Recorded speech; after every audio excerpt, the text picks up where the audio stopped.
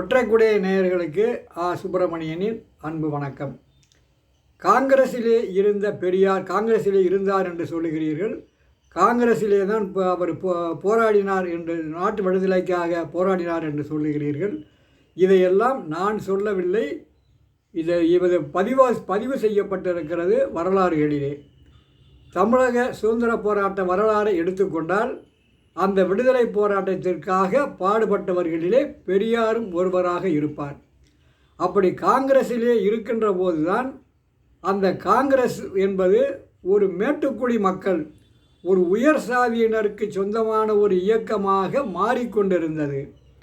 ஏனென்று சொன்னால் அன்றைக்கு அதிலே தலைமையேற்று நடத்தி கொண்டிருந்தவர்கள் எல்லாம் அவர்களாகவே இருந்த காரணத்தால் அங்கே அவர்களுடைய ஆதிக்கம் அதிகமாக இருந்தது.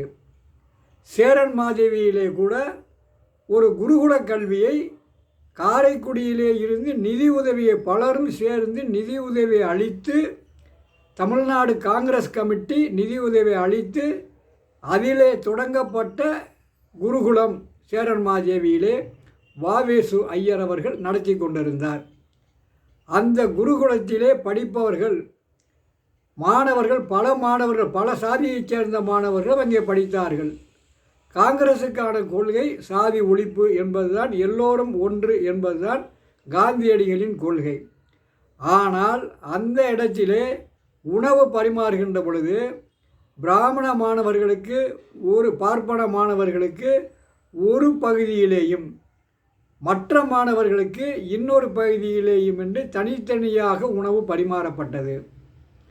இந்த நிலை பெரியாருக்கு தெரிந்தபோது காங்கிரசினுடைய கொள்கை என்ன, காந்தியடிகளினுடைய கொள்கை என்ன, இங்கே அந்த தாழ்த்தப்பட்டவர்கள் என்று சொல்லப்படுகின்றவர்களை உயர்நிலைக்கு கொண்டு வர வேண்டும், எல்லோரும் ஓரினமாக இருக்க வேண்டும் என்று காந்தியடிகள் பாடுபட்டு கொண்டிருக்கிறாரே, காங்கிரஸ் பாடுபட்டு கொண்டிருக்கிறதே, அதற்கு நேர்மாறாக காங்கிரஸில் இருக்கின்ற வாவேசு ஐயர் அவர்கள் இங்கே செயல்படுகிறாரே, இது சரியா? அதுவும் தமிழ்நாடு காங்கிரஸ் கமிட்டியினுடைய நிதியிலே இருந்து பணம் பெற்று நடத்தப்படுகின்ற ஒரு குருகுலத்திலே இப்படி ஒரு வேறுபாட்டை காண்பிக்கலாமா என்று பெரியார் அங்கே முதல் கொடி தூக்கினார். காங்கிரஸிலே அவர் தூக்கிய முதல் கொடி அதுதான். அதற்கு பிறகு அவருக்கு பின்னால் பலரும் எழுந்தார்கள். இது காந்தி வரை சென்றது. காந்தி கூட சமையல்காரர் வேறு ஒருவரை போட வேண்டும் என்று சொன்னார். அதற்கு அவர்கள் ஒத்துக்கொள்ளவில்லை. அதற்கு பிறகு அங்கே தலையிட்டு மாணவர்கள் எல்லோரும் ஒன்றாக சார்பிடுவதற்கான வழியை காந்தியடிகள் அங்கே பேசி முடிவு செய்தார். ஆக ஏன் பெரியார் அங்கே இந்த தலையிட்டார் என்று சொன்னால், சாதி அடிப்படையிலே தாழ்த்தப்பட்டவன் உயர்ந்தவன் என்று ஒதுக்கி வைக்கக்கூடாது என்ற ஒரு நிலையை காங்கிரஸிலே இருக்கும்போதே பெரியார் எடுத்தார் என்பதை சொல்லி இந்த காணொளியை நிறைவு செய்கிறேன். நன்றி, வணக்கம்.